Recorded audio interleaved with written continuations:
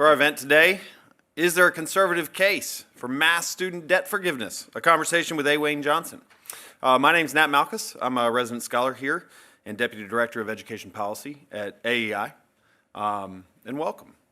Now, it's no secret that many Democratic presidential candidates support making public colleges tuition-free. Yet a few of them, namely Senator Sanders and Warren, would go even further, calling for both free college and mass student debt cancellation. Historically, these ideas have been championed by Democrat lawmakers, but have faced pretty fierce opposition from conservatives. Well, that's why in late October, many were caught a little bit by surprise when one of the Trump administration's senior student loan officials resigned from the department and released a plan for mass student debt cancellation. Calling the current student loan system fundamentally broken, A. Wayne Johnson is one of the first conservatives to back such an idea. But still, there's little known or understood about the details of this plan, which is why we're thrilled to have him here today so we can find out, is there a conservative case to be made for mass student debt cancellation? So we have a simple program here. After this brief introduction, I'll invite Dr. Johnson and my colleague, Jason Delisle, up here to have the conversation. And following that, we'll leave some time for some Q&A with folks in the audience and those of you online. This is being live streamed. Full video will be available immediately after we conclude. For those who are online, we have a hashtag. That's hashtag cancel student debt. And if you use that hashtag, you can post questions that we may be able to pull up during the Q&A session. So it's my pleasure to welcome our two panelists to the stage. Jason Delisle is my colleague and a higher education policy expert here at AEI. Jason's research focuses on higher education finance and student loan repayment. Jason started his career over on Capitol Hill in the office of Representative Petrie and then as an analyst for the U.S. Senate Committee on the Budget. And also Dr. A. Wayne Johnson, former Chief Operating Officer of the U.S. Department of Education Office of Federal Student Aid. He subsequently worked at the department's Office on Strategy and Transformation, and before entering public space, he served as the chairman and CEO of First Performance Corporation, a global technology platform for payment cards. Dr. Johnson holds a PhD from Mercer University and an MBA from Emory, and he's also served as an officer in the U.S. Army. With that, I'll leave it to our conversationalists to have this conversation. Thank you. Thanks, Nat. Dr. Johnson, thank you for coming and doing this interview with me. I have some questions. I imagine. Hopefully I could ask you some as well. But to start off, I thought maybe it would be good to sort of explain the job you had at the Department of Education. So what is the Office of Federal Student Aid? And you were originally tapped to be the Chief Operating Officer. It'd just be good to sort of explain what that role is, what that agency is, and how you got that job. Okay. Well, the way I got the job is I reached out through Senator Johnny Isakson of Georgia. I had just completed my doctorate. I got it awarded in 2016. And then in, I think around the February timeframe after the elections, I basically contacted Senator Isakson and said, because of all this research that I've been doing for the past several years and engagement in this space, it's become very clear to me that there's a need to significantly improve aspects of the Office of Federal Student Aid. I'd like to offer my services. And the senator, along with Senator Alexander and Richard Burr and a couple other senators, they talked to me and then they introduced me to the secretary, and she said, I'm looking for somebody that understands large-scale operations. And I think everybody can appreciate that the Office of Federal Student Aid is actually the world's largest special purpose consumer finance organization, so it's huge in that scale. So she needed somebody who could understand the operational aspects. She needed somebody that understood the higher education component, and of course, having just gotten the doctorate in the subject, I'd spent a little bit of time figuring that out. And then she was also looking for somebody that understood student loan debt. And it just so happened that my research work was around the subject of, it was entitled Eyes Wide Shut, Understanding Private Student Loan Indebtedness. And I never will forget sitting in her office, and we're talking about these. And she also This is Secretary DeVos. Secretary DeVos. And it was a very momentous opportunity for me. I was quite pleased to be there, quite, humbled is probably a good word for it. And we're going through this, and she says, well, you got the executive skills, you got this. And I had actually brought a copy of my dissertation with me because I was proud of it. And at a moment in time, she said, well, what do you know about student loan debt? I said, well, actually, I got a dissertation on the subject. And she looked at it, she said, well, it kind of looks like you wrote the book on the subject. I said, well, not quite, but it's at least a display of understanding. So very pleased to have been part of that. What did I do there? Well, day one, we went in and we looked at basically what was going on from an operational servicing standpoint. Well, we just back up just a second. So the Office of Federal Student Aid is a sort of branch of the Department of Education that is just focused on the operational side of the student loan portfolio and the student aid program. That is very correct. FSA is an office of the Department of Ed. It has an operations charge. It's not a policy-making organization. It's designed to cause the process of putting aid in the form of loans and grants out, running through the mechanics of the servicing by way of contract service providers, overseeing 6,000 schools through an oversight function, and also being the steward, providing stewardship to the actual portfolio itself. Okay. And I think you know the numbers. You're dealing with approximately 44 million customers, $1.5+ trillion of outstanding, $120 billion in new money going out each year, lots of transactions, lots of large-scale operational activities. Okay.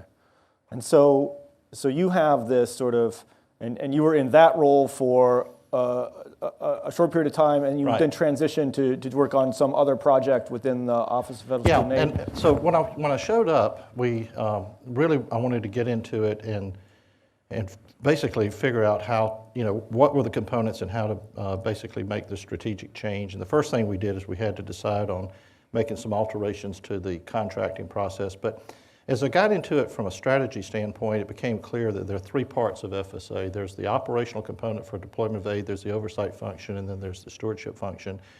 And I was really bearing in on that. We had done a lot of strategic development work, but at the same time, as the chief operating officer, I mean, you are just besieged by a lot of folks trying to get your attention, things that you got to deal with. And I had made the decision when I came to the department, I wanted to focus on doing and not just being. So to me, it wasn't important to be the chief operating officer. It was important for me to do the functions and do the activities that would make the place better. So I sat down with the secretary and we reached an understanding that I would be able to focus on strategy, transformation, and actually focusing on what we designed and developed called the next generation FSA, which encompasses all three of those. And then we were able to transition through Jim Manning, the undersecretary, now into the hands of General Mark Brown, who I'm absolutely thrilled and believe he will do a fantastic job in that role. So that gives us a little bit of sense of the Office of Federal Student Aid, which is and the chief operating officer. It's a little different than a political, a standard political appointment. It's not like an undersecretary or an assistant secretary.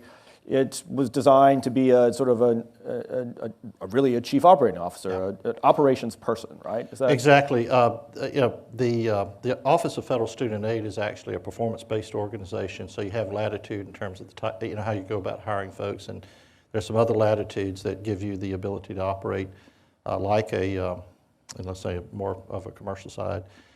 Yet it's still bound by significant handicaps in terms of the contracting process, and we could go on to that. But it's an appointed position, and it can be appointed for either 3 or 5 years, and it's appointed by the secretary and basically concurred with by the president. Okay, and so you had this view of the whole federal student loan program, the federal student loan portfolio, and I'm reading today a letter from Senator Warren to Secretary DeVos, which basically says, what is it that Dr. Johnson knows that we don't know about the student loan program?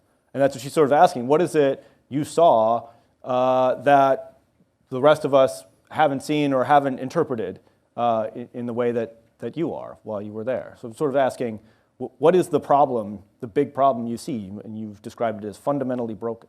Well, so let's talk about the viewpoint, or the so to speak, the view perspective. By being as a part of the, deeply involved in that federal student aid and being part of the department for 2.5 years, I was intimately involved in seeing everything, the good, the problematic, what have you. During that same time, I had a chance to interface with folks at the White House, had a chance to interface with various Congress people and senators, and even engaged with the CFPB and others. And the net of it is I got a very deep and I'd call it comprehensive view of what was going on. And I will submit to you that my observations are the same observations that can pretty much be picked up by anybody in this room or anybody listening or anybody that wants to engage in a little bit of an in-depth review, because this is a significant issue that's hiding in plain sight.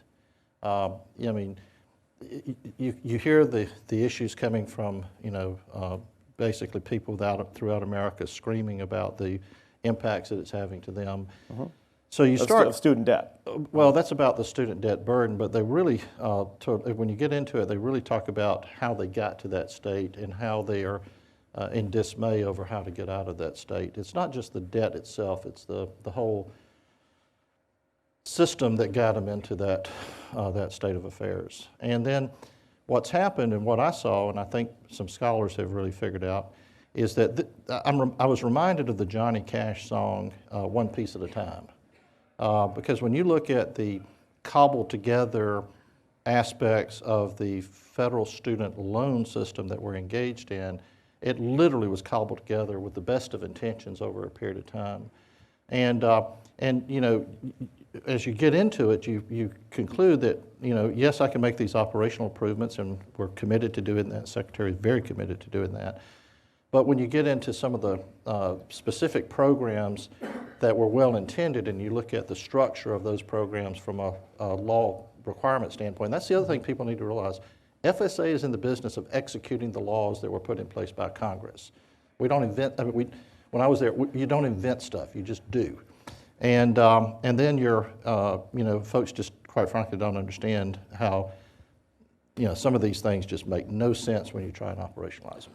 And I want to get to some of the specifics of your proposal, but you, sort of have kind of looked at this and said, we need to forgive much of this debt. But I'm still trying to figure out, what is it that you saw while you were working at FSA that led you to say, we should just forgive most of this debt and stop making it going forward? So let's start with the latter. The very first thing I focused in on is what is creating the situation we're in, and I will very much. So what is the situation we're in? Well, the situation we're in right now is that we're taking an unlimited amount of federal funds, which is coming down through mandatory funding, and that's being made available to through student loan borrowings.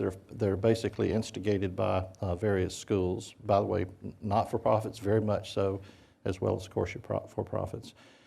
And then they are in an unchecked situation because of the unlimited amount of money that's matching up with an unlimited or unchecked level of pricing, mm-hmm. and then with the student being caught in the middle. And in essence, the student is trusting their institution. They're trusting the fact that these loans are implicitly, because the federal government is making the loans, that the institutions are, quote, behaving in a trusted fashion. And then what's actually occurring is just an ever-increasing flow of money going out, being memorialized by way of some incredibly unorthodox lending vehicles and an incredibly complex array of repayment methodologies.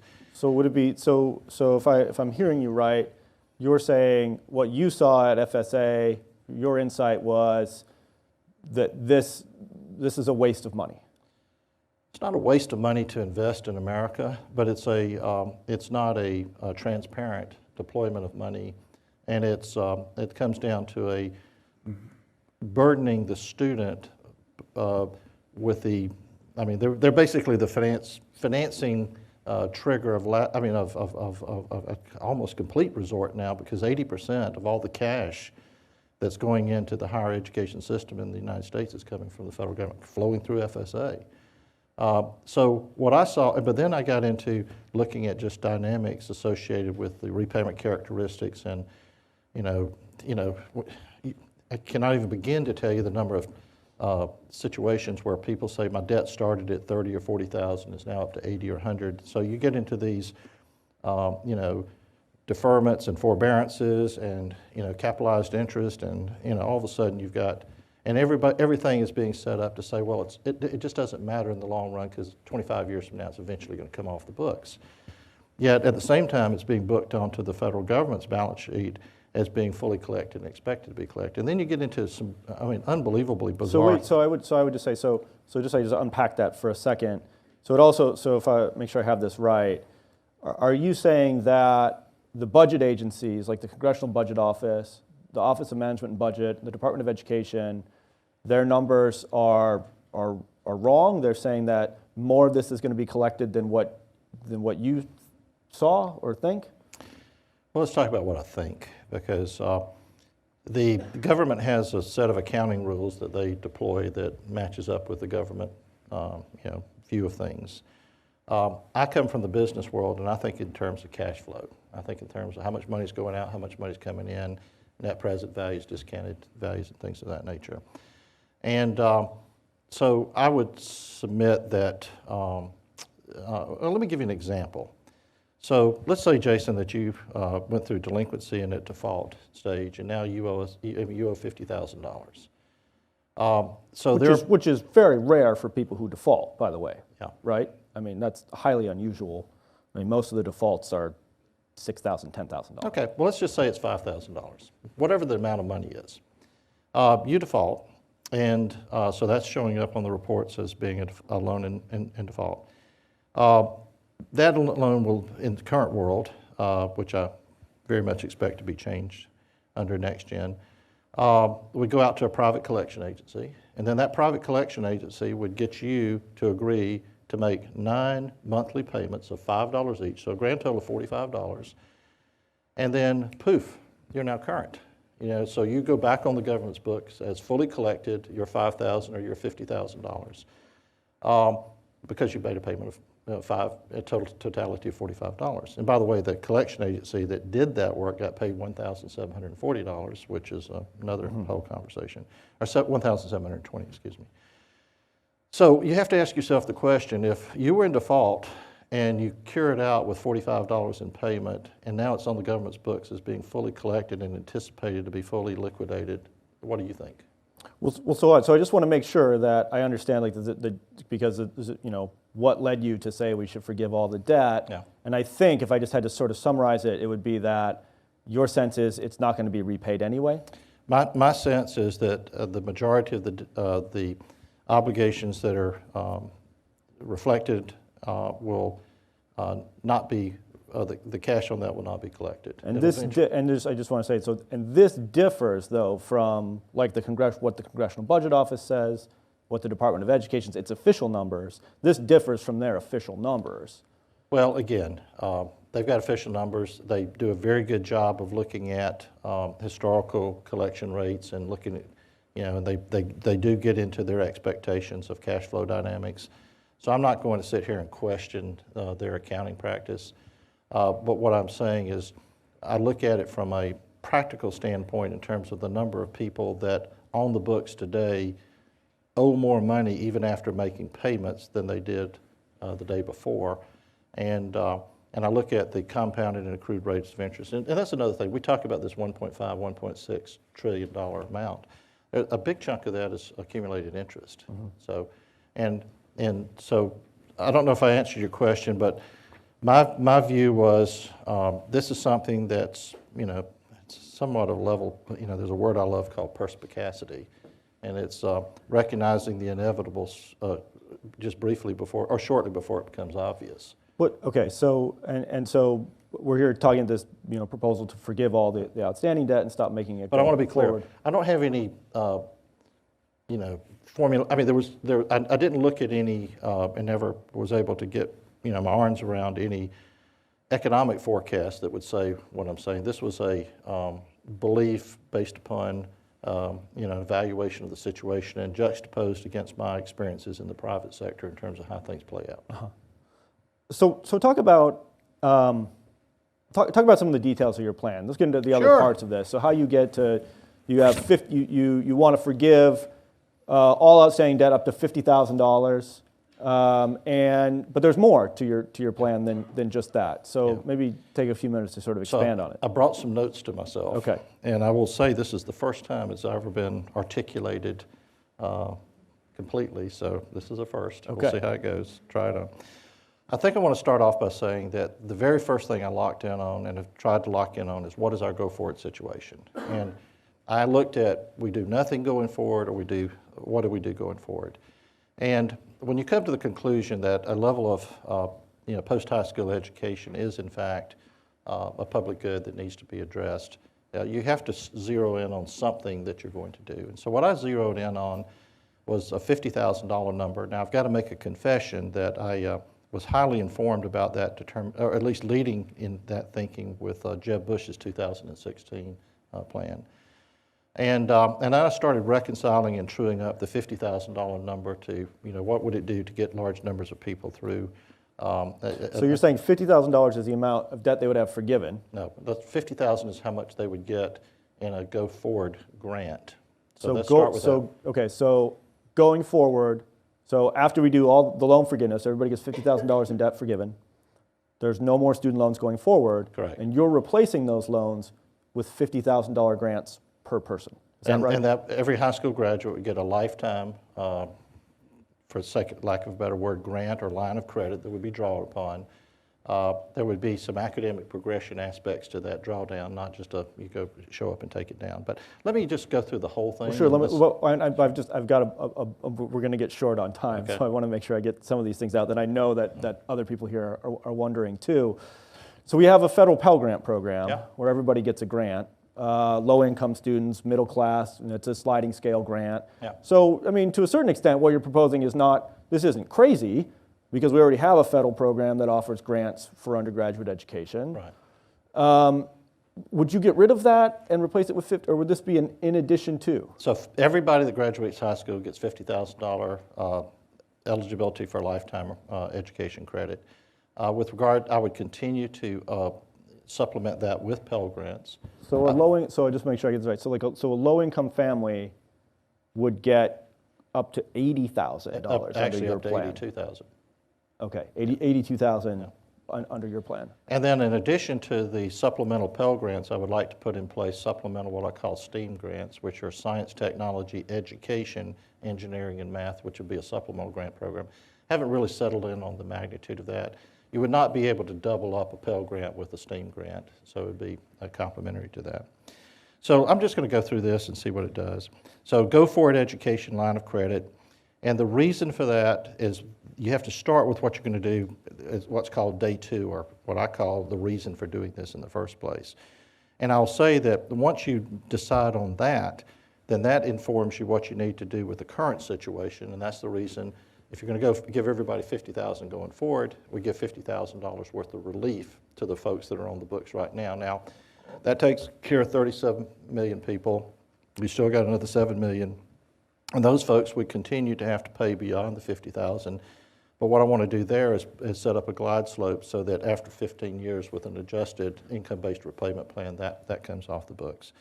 And then you have to look at what happens to the people that either paid off, refinanced, never engaged, and that's where, after a lot of, I call it discussions with a lot of folks, decided that a tax credit would be a equitable way to address that. And of course, there's mechanics on how you would. So you're saying people who paid for college or paid off their loan already, Right. they're done. Yeah. The money's sunk cost. Yeah. You're saying they would get a reverse credit for that. They'd get a tax credit of $50,000. And part of the reason you have to do that is because a lot of people actually refinance out of their federal loans into private loans. And I do not want to get in the business of we're going to do cancellation on government loans and cancellation on private loans because I don't want to go into the private sector. But if I'm saying that if you paid off your government loan or by way of a refinance, it'll show on our books as a payoff, and then therefore that's how the tax credit applies. So let me just let's take a case here to just sort of crystallize these proposals you put on the table. Let's take a family in the upper income quartile, or upper income quintile, earning over $100,000 a year. Both the two parents in the family both have college degrees, and they have two kids. If I have the math right on this, they're going to get $200,000 under your plan. Well, it depends on the look-back period. So what I want to do on the tax credit is basically limit that to a look-back period. So I'm looking at either 10 or 15. I still haven't had the benefit of the economist to get into that, but there would be a look-back period on that.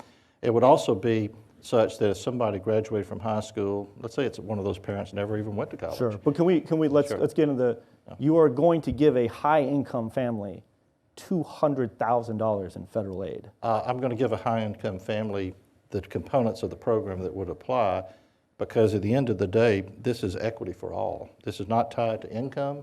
It's not tied to wealth.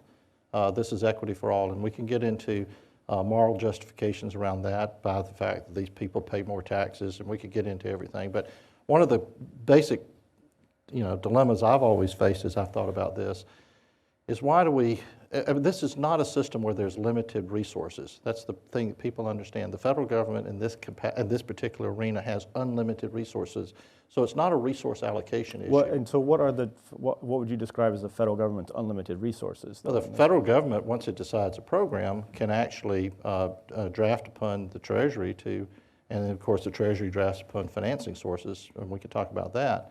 But everybody gets caught up in those comes from people's taxes, right? Well, everything comes eventually from somebody's taxes. Or the sell-off of federal, real estate assets. There are different ways to generate money, but I want to get to the point. The point being is that everybody gets caught up at, well, we should only do this for the most needy. We should only do it for this particular income segment. And at the end of the day, we're dealing with 18-year-old plus folks that are, quite frankly, I was in the Army and I served shoulder to shoulder with a lot of 18-year-olds that were in some seriously engaged business. And never once did we say, well, what does your mom or dad think about you being here and how this is going to do? So part of my philosophy, too, is that we need to recognize that 18-year-olds and above are fully emancipated, and we need to deal with them independent of their family situation. So getting back to moving back a little bit to the sort of problem definition here, your new $50,000 going forward for each individual makes it sound like you think there's a college affordability problem for all families. I don't think there's a college affordability problem. I think there's an appropriate investment that we make. I will tell you that in my opinion, there's an incredible college costing problem or pricing problem that's a direct derivative of the amount of money that the federal government needs to make. So no matter what we do going forward, there needs to be a cap limit on how much is going to be available. Now, a lot of people have asked me the question, well, Wayne, $50,000 in the case with the supplemental grants is $80,000. That's not going to take care of everybody. So, well, not intended to take care of everybody, because some people can make some interesting personal choices for where they want to be, but it'll take care of a lot. And I'd like to see some universities and colleges and trade schools and everything explain to me why that's not enough money. But having said that, I've also developed another line of thinking, quite frankly, as in preparation for this meeting, and that the idea of federal ISAs, federal income share agreements, I think could be a very powerful component to my plan. And that is where those could kick in after the $50,000 has been exhausted, particularly for grad school type programs. So I think there's a complement to that. We could discuss whether the federal ISA should fully replace the the 50,000 grant. The problem that occurs with that is how do you deal on an equity basis with the people on the books today and also the previous people. So I've got about 5 minutes left Okay. of my questions, and then we're gonna open it up to folks. But I've got just a few that are sort of still left burning here. So in 2008, Barack Obama ran for president, and his higher education platform was to give every American $16,000 for higher education expenses and a refundable tax credit. And this was going to make college affordable for all families. That was the claim on the website, right? And that was the claim in the speeches. That sounds pretty similar to what you're proposing.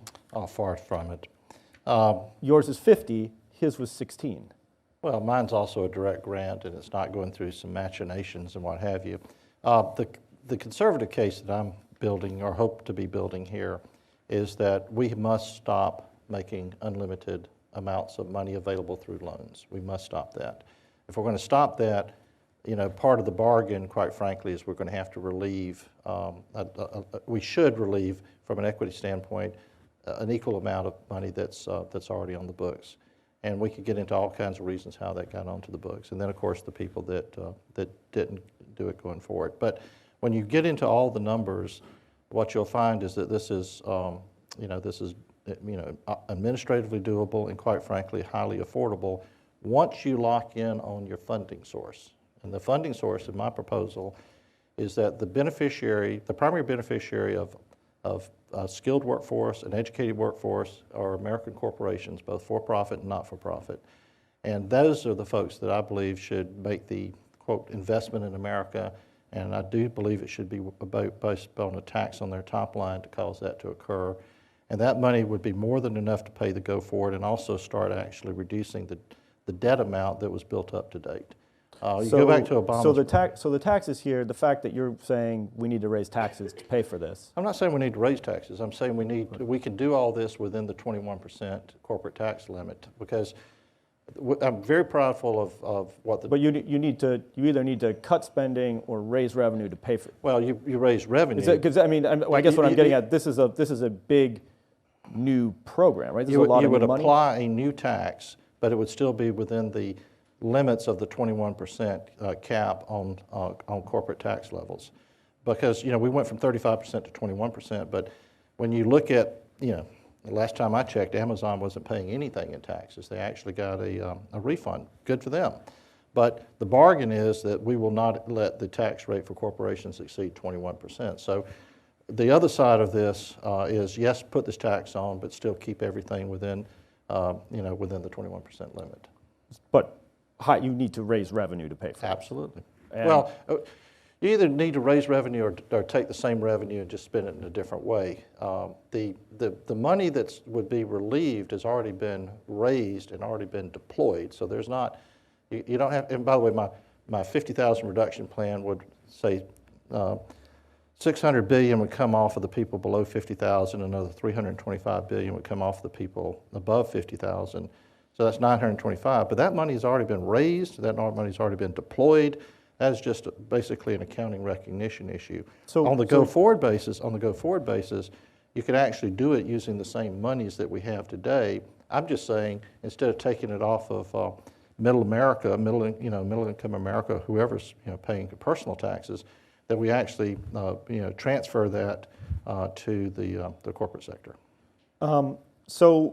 The Democrats that Nat Malkus mentioned this at the beginning, there are several Democrats who are running for president, other Democrats currently in the Senate who aren't running for president, who are proposing a free public college program that the federal government would pay for and the states would have to kick in more money, and we'd have free college.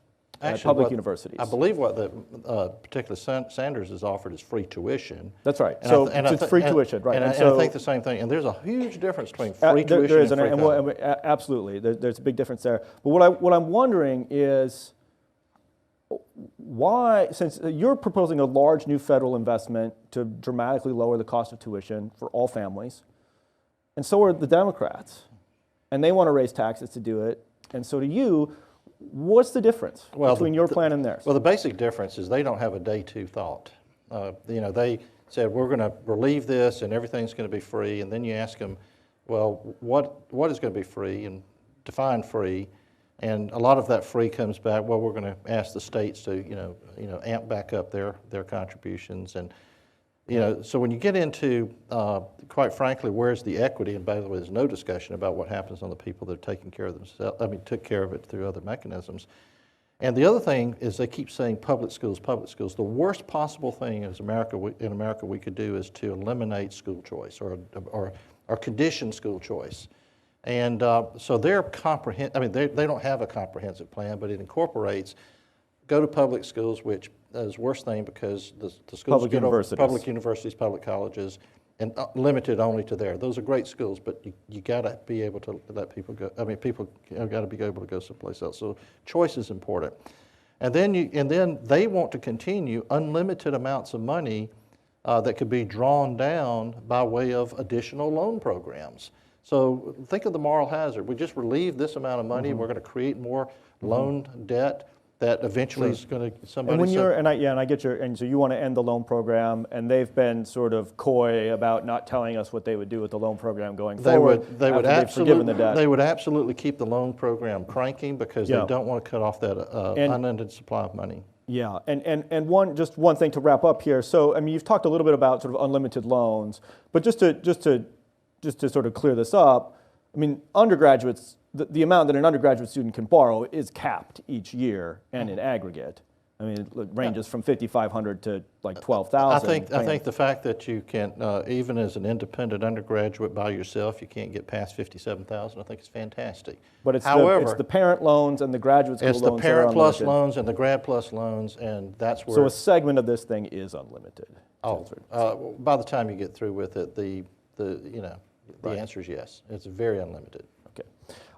Okay. That's all I have time for. I could keep going. In fact, I've even gone 2 minutes over, and I know other people have questions, and so we're going to open it up. Cody has a microphone.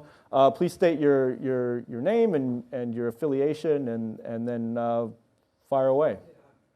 My name is Don Dakin. I'm a retired lawyer. I was hoping to hear your whole 2-page summary.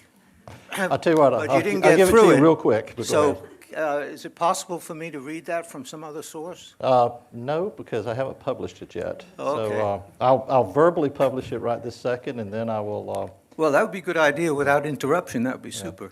All right. Go forward education line of credit, lifetime benefit $50,000, a look back period to be determined. Can be used at all or partial. You can use it now, or you could use it at some time in the future. You'd have to prove a satisfactory academic progress. If you were not making whatever the defined level of academic progress is, you would be put in a suspended state for a period of time. I'm advocating 18 months until you could get your head on straight and say, I'm going to re-engage. The big key to this is going to be who is eligible and who's a bona fide education provider. It's going to be really important that the Department of Education significantly amps up the oversight of the education provider. It can not only be used for in-school activities, it could be also used for post-certificate completion. For example, the edX experiment program between Harvard and MIT, where you can go on, you can participate, pass a course, but to get the certificate for signaling purposes, you actually have to pay the funds. And it'd be controlled disbursements being channeled through the students and not just going to the schools and then the schools. Then the equity for current borrowers up to $50,000 debt cancellation. Availability of difference between the 50 and the actual balances could also be tapped into. And beyond the 50,000, I put in place a new IBR, and I'm not saying an ISA because I don't want to pollute the importance of a federal ISA concept. And so there'd be a new IBR with 15 years. Equity of those who paid but never used or refinanced, up to $50,000 tax credit, be taken down over a 5-year period, maybe a little bit longer, depending upon what the tax experts say. There would be a look back on that. And then we have to go through a mechanism of validating that proof of, validating that claim to get that tax credit based upon their diploma or certificate, and that would be matched up against, what we know those programs are called. Again, no income or wealth limits. This is equity for all. I do believe that the federal income share concept is a good one to supplement. We would, in fact, do supplemental Pell Grants for low-income students. I'd like to explore the supplemental grants for STEAM. This would all get operationalized. One of the most important things I bring to the table that none of the Democrats can even talk to is how this stuff gets operationalized. And this program could get put into place much faster than people think. We would still operationalize through federal student aid. The FAFSA would still be your application entry point. We would enhance the oversight to the education providers. We got to make sure we know how to track these line of credits, and we got to be able to do the tax validation. And then the final component, I would argue that the grants and the debt cancellation would be non-taxable. So that's basically the thinking at this point in time. I will say that I'm still shaping that thinking, and I'm having the opportunity to talk to a lot of people like today to see how this shapes up. I hope that helped you. Now, I'm sure by the time I go home, this is going to have been transcribed and posted. Hey, but I will be posting it up. Dr. Johnson, thank you for your presentation. My question is about income share agreements. Yes, Oh, sir. I'm Keith Zimmerman. I'm a former AEI intern. Okay. You mentioned using income share agreements to supplement after the 50,000 limit. Right. Would you want those to completely replace private loans, or would you want private loans to still be available as well? Well, actually, what I think would happen is I think it'll become a benchmarking. And again, I cannot take credit for this. I think you can go research where some of this information comes from.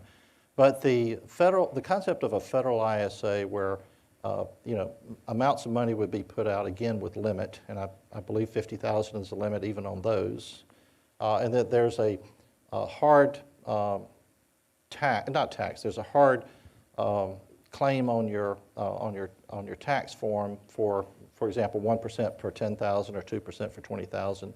I think that will become the benchmark, and then what I do believe is that there will be an emergence of a private income share agreement market, and some individuals, capital markets will figure in there. Quite frankly, universities themselves, endowments could actually come to grips with their own version of that.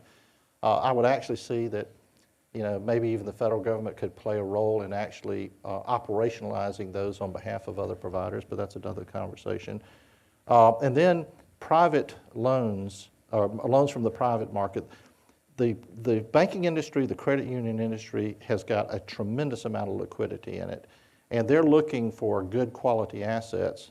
And the nice thing about it is when somebody's finally got their undergraduate degree under their belt, they are much more bankable, particularly at a credit union level. And so consequently, there could be a private market, because when you really get behind it, the federal ISA concept could in fact cause somebody to pay more because of how that 1% over a 25-year cycle works than they would if they just did a private loan borrowing. So they'll have to make some decisions. But it at least sets a place where people can go that's it continues to be pretty much accessible by all.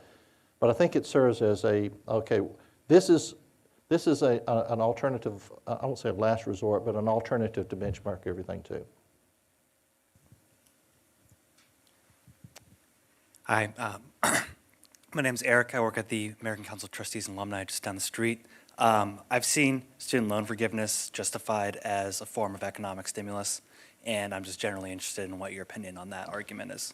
I do believe that. I think it's fundamentally a form of, you could get into it and look at it as a form of tax relief.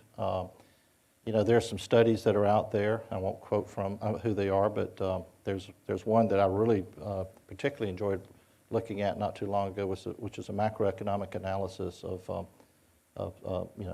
student loan debt relief.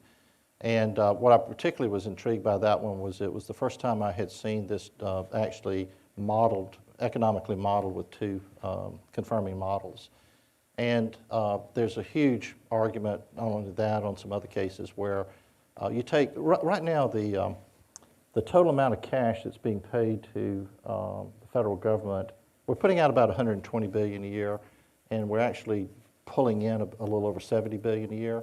So if you relieved, the debt would come off the balance sheet, would certainly create a huge amount of, quote, instant wealth, change on somebody's personal balance sheet. And if you also looked at the fact that a goodly chunk of that 70 billion would actually enter the system either as, discretionary, people buying stuff, or what I would love for them to do is to actually start saving. And quite frankly, I think that we'll see increased birth rates. I think, one of the sad things I've discovered in my research is people do commit suicide to get out of their federal student loan debt, which I think is very, very sad. Because I think everybody in this room knows you can't get out of student loans, whether it's federal or non-federal, even under bankruptcy. So I think there's some concerns there.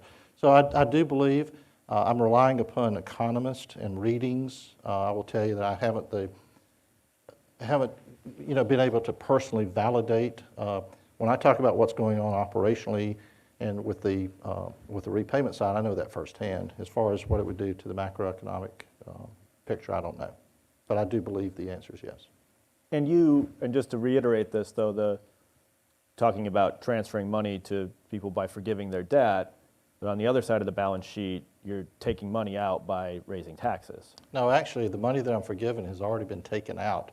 Of the $22 trillion that's on the book, about 1 point whatever trillion of that has already been borrowed. We don't have to raise a cent in tax to forgive any of this money, not a cent in tax to forgive any of this money. If you're going to raise anything in tax, you would be using it to pay down the national debt, and I haven't heard anybody arguing that for that sole purpose. But the implementation of a tax on corporation is literally changing this tax from a tax on individuals to a tax on corporation, but the net monetary flows would be the same. And it could be argued, as everybody in this room knows, that ultimately individuals pay the taxes that are related to corporations because of pass-through. But I'm being really simple here. Money has already been out the door. The horse is out of the barn. We could eliminate every bit of the money that's on the books right now, and we don't have to raise a cent in tax to deal with that. Now, it'll have a scoring effect with government accounting, but there is no need to tax unless you want to go back in and pay down that component of the national debt.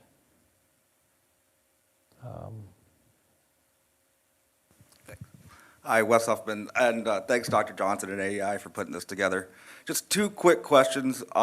First, you kind of have it seems to be a line, of the outstanding portfolio versus a go-forward basis. What about the non-completer? They kind of straddle that line. So if if I've had $5,000 and I get forgiveness, am I going to get then the grant going forward to continue my studies? How does that work? So let's say that you're on the books today and you got $5,000. Under my plan, your $5,000 would be forgiven and you'd have $45,000 of additional line of credit to tap into. Okay. And then the second question is, what makes you so confident that operationalizing a federal ISA program wouldn't turn into the exact same mess we have with the federal student loan program? Well, first of all, it's real simple. And I am fundamentally, at my core, an operations person. I know how to run big-scale operations, and we could talk to that. There's nothing more simple in execution than a federal ISA that's getting paid, or basically paid back by way of you filing your tax return. It could get a little bit complicated on the IRS side because are you going to do a level of withholdings or not? Because you don't want people to get stuck at the end of the year with a tax bill. But at $50,000, so the net of it is the outflows are, quite frankly, what I will say this: in my entire time with federal student aid, we are really good at putting money out the door. We're really good at making those loans hit, and we're really good at making those grants hit. So that I'm not concerned about at all. Do want to get in a little bit more focused on how do we oversee the schools to make sure that they're doing, they're racking up right. But as far as getting paid back, this program, the federal ISA program, would immediately eliminate over $1 billion worth of servicing costs, just like that, bam. And then we could get into some tax offsets. Right now there's, tax credits you can take, as I understand it, for, some education stuff. That would go away. So the point being, it's incredibly easy to implement by using the tools that already exist at FSA, which those are the tools they're very good at, and also the tools at the IRS, which they're very good at. Next question. Paul from Strata Education Network. It was advertised as a conservative case, and I haven't heard anything conservative yet. Greater supervision by the Department of Education providers, corporate taxation, federalizing ISA market, which is now private. And also the second part, you say just wipe away debt, but you're getting rid of the asset, but you still have the Treasury liability. All that money comes from Treasury borrowing. So I just don't understand. Well, I am conservative. I am a Republican. I believe in fiscal responsibility. I do believe in people owning up to what they sign up for. I also have a pretty good line of sight on the fact that our schools don't necessarily lay it on the line properly with the students. They sign 10-year blank promissory notes without knowing the amount or the interest levels. But having said that,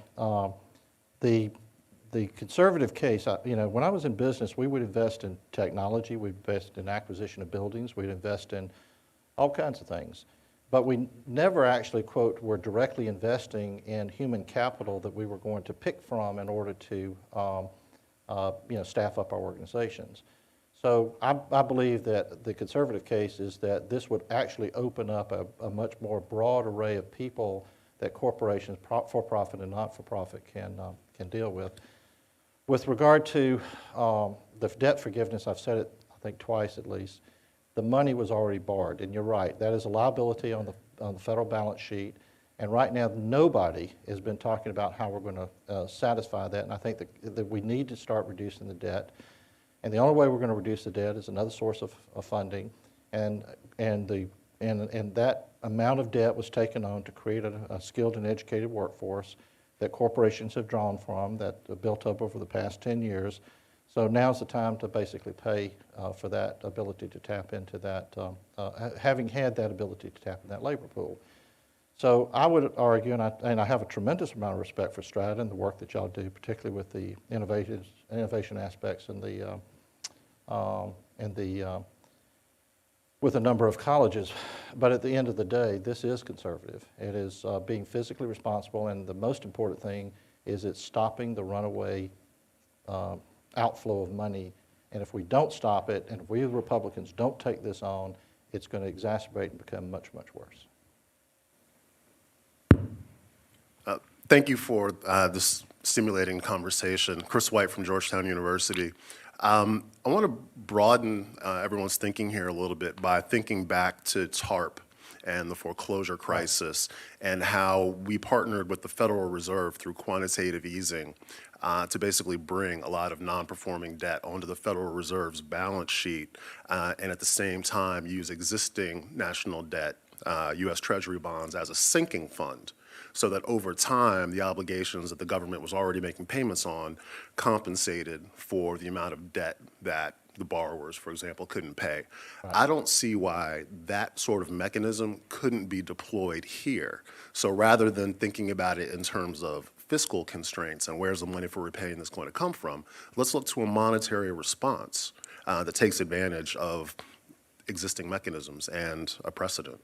I think you're dead on, and to put things in perspective, I think if my numbers are correct, the TARP was a $750 billion exercise in 2008. It was and loans, though. It was loans. And it was loans, and quite frankly, the federal government wound up making a profit on that. Likewise, the federal government made a profit on the auto bailout. The difference here, there are no tangible underlying assets. So, there's nothing that's going to earn our way out of this. But, an approach to, instead of let's call it a big bang, a facilitated exit is certainly something that definitely needs to be thought through. Listen, my situation is I left the department, wanted to bring this issue forward, wanted to initiate the conversation, wanted to talk about what I think would be an acceptable grand bargain for the Republicans to lead, which is we're going to live and basically, accept that we're going to do a level of debt cancellation in exchange for putting a lid on this thing on a go-forward basis. and basically putting some limits to what we're about here. Further questions? Are there others? None? Well, I mean, I still feel like in terms of I think one missing piece we have here is, how big is this thing that you're proposing? I mean, we know that $50,000 forgiving debt, we can kind of figure out how much money we're talking, but the $50,000 for everybody going forward and also going backward for people that don't have loans as well. Sure.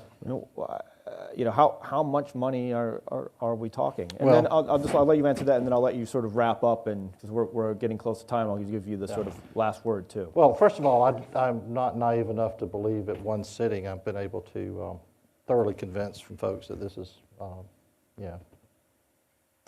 the ultimate Republican conservative answer. But I hope that what we've done here is open the mind to and open people's thinking towards what could be.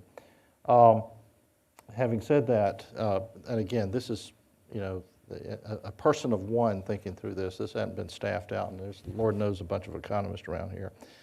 So 50,000, the 37 million borrowers on our current balance sheet owe $600 billion. That does not factor into what would be the amount of money that people could tap into above that, and we'd be looking at, look-back periods and what have you on that. There's about 6.5 million people that owe more than 50,000, so that's about 325 billion. So that would be 925 billion of relief that would come off the books. Again, it's already been funded. We don't have to raise a cent in taxes to do that. My estimates of the Pell Grants would be pretty much the same as we currently have today, which is about 20 billion. My estimate on the STEAM grants, because I hadn't really formed that up, would be about 10 billion. So my belief is that our go forward would be approximately 140 billion a year, and that's where the 50,000 going forward would be taken down over a 5-year period of time by the current population of people that are really tapping into the federal loan programs, which is about 11 million. So that's 110 of that. So 140 billion going forward outlay Each year, each year. Yeah. which in new money. Well, right now we're putting out 120 billion a year in new money. So, but you're talking about the loans.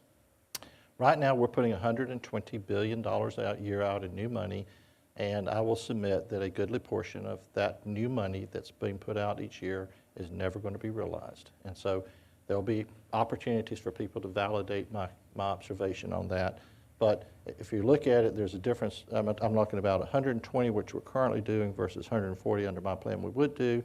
But at least 10 of that, which we would do, would be tied to this new grant program. And then I'm looking at, there would be a little bit of a lift in terms of people that would use this because they would not be, held at bay because of the grants. The other thing that this would do is it would change the dynamics of the FAFSA execution, because right now a lot of people that could get access to money don't complete the FAFSA because of some family interplay limitations and some validation limitations. So I'm talking basically the same money today going out in grants that in the future going out in grants is currently going out in, quote, unorthodox loans and grants. And then as far as the tax credit cuts, So if we had just to make sure, so everybody knows, so the number is how much in new money is this going to cost each year?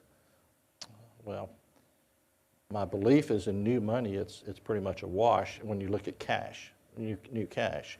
It's what is that deployment being categorized at? Is it being categorized as a hard grant, or is it being categorized as a unorthodox loan that basically manifests as a back-end grant? So that's the question. Tax credits, have no idea. Haven't been able to figure that one out yet. I don't also know what the lift in additional students would be. You start doing this and where it's this simple, this straightforward, this direct, I believe you're going to pick up a lift in actually student engagement. And then I could get into how I come up with the payment, but for those of you who are interested, 1% on top line revenue for the totality of the nation would generate between $220 and $240 billion a year. 17 to 18 of that would come from the for-profit sector, based upon the St. Louis Fed information. 2.5 would come from non-for-profits, which, you know, I hope everybody heard me. I want to tax non-for-profits, 1% top line. And that information is coming from the Urban Institute IRS data 2018. Then you'd also tax investment income. I was asked recently, would you tax the corporate endowments? And the answer is I would tax the earnings coming from corporate endowments. That's another 2 to 4 trillion. So if you're pulling in 240 billion through this process, you got 140 billion going out to for the go forward. You got 100 billion that you can use. Hopefully, what I would advocate is to pay down the pay against the national debt. So, final thoughts? I look forward to everybody telling me how this makes sense and how it doesn't make sense. I'm really looking forward to hearing about this. All right, well, join me in thanking Dr. Johnson for coming. Thank you. Thank you. Thank you.